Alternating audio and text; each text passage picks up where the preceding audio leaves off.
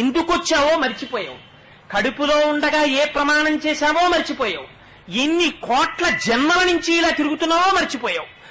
మళ్ళీ నా వాళ్ళు 4 రూపాయలు సంపాదించాలని మళ్ళీ పట్టుకుని బయలుదేరావు. ఇంత సంపాదించి నువ్వు పట్టుకెళ్లేదేముందో చూపించు.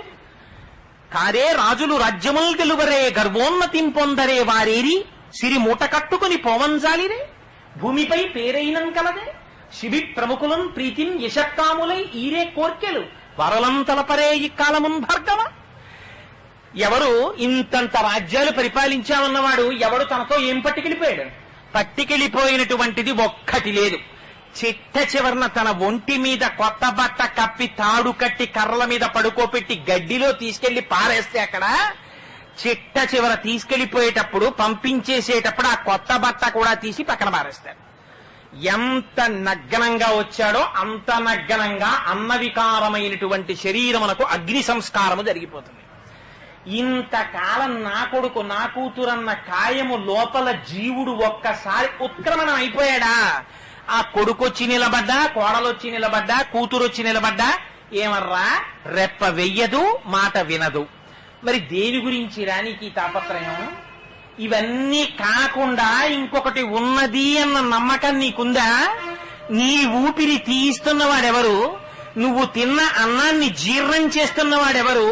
నీ కంటికి చూపుగా నిలబడి చూపిస్తున్నవాడెవడు? నీలో తృప్తిగా భాషిస్తున్నవాడెవరు? వాడెవరో ఎప్పుడైనా ఆలోచించావా? వాడికి ఒక నమస్కారం చేద్దామని ప్రయత్నం చేశావా? పోని ఏదీ చెయ్యలేకపోతే కనీసం వాడి నామం పలుకుదామని ఆలోచించావా? భగవంతుడి నామం చెప్పడానికి మాత్రం నీకు ఓపిక లేదు. నీకు డుక్రుంకరని సూత్రాలు ఇంకా ఈ వయస్సులో కావలసి వచ్చేయరా నీకు? ఇది ఒక బ్రాహ్మణుణ్ణి అంటున్నారా? సమస్త జగత్తును అడుగుతున్నారా శంకరాచార్యులు వారి మాట? అందుకని భజ గోవిందం భజ గోవిందం గోవిందం భజ మూఢమతే. అంత కోపంలో శంకరాచార్యులు వారి నోటి వెంట ఎటువంటి మాట పడిందో చూడండి. గోవింద గోవింద గోవింద అన్రా, మూఢమతే సంప్రాప్తే సన్నిహితే కాలే నహి నహి రక్షతి డుక్రుంకరని. సంప్రాప్తే వచ్చేస్తోంది కాలం. ఎక్కడి నుంచి వచ్చేస్తోంది మృత్యువు? గడియారంలోంచి వచ్చేస్తోంది, క్యాలెండర్లోంచి వచ్చేస్తోంది, పంచాంగంలోంచి వచ్చేస్తోంది, సూర్యోదయ సూర్యాస్తమయాల్లోంచి వచ్చేస్తోంది.